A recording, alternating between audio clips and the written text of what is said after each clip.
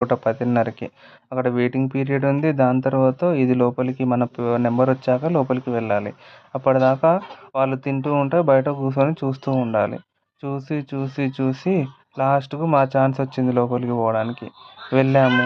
ఇది గోంగూర చట్నీ. దాని తర్వాత ఇది కొంచెం పెరుగు పచ్చడి సగం అయిపోయింది. సగం మాకిచ్చిళ్ళు. ఇక చూస్తూ ఉన్నాము. కుక్కర్ బిర్యానీ వచ్చేసింది రానే. ఇంకొక పర్సన్ వచ్చిండు సర్వ్ చేయడానికి. మొదట మేము మటన్ బిర్యానీ ఏమని చెప్పాము. వాడు ఆశ్చర్యపోయి మటనా అని సర్వ్ చేయడం స్టార్ట్ చేశాడు. ఫస్ట్ నాకేస్తాడు అనుకున్నా, కానీ వెయ్యలేదు. ఎదురుగా ప్లేట్లో కనపడితే అక్కడ వేసేసిండు. వేస్తూ ఉంటే నేను చూస్తూ ఉన్నా ఎప్పుడొస్తుందా అని. నాకు కూడా ఛాన్స్ వచ్చింది. కానీ నా దాంట్లో ముక్కలన్నీ అటేసి రైస్ అన్ని నాకేసాడు.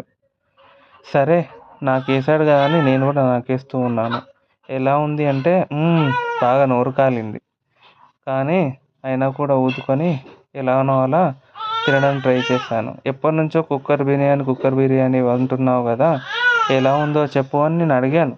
అడిగితే తను బాగుంది, ఎప్పటినుంచో ఎదురు చూస్తున్నావు కదా, ఈ రుచి పెరిగింది అని అంది.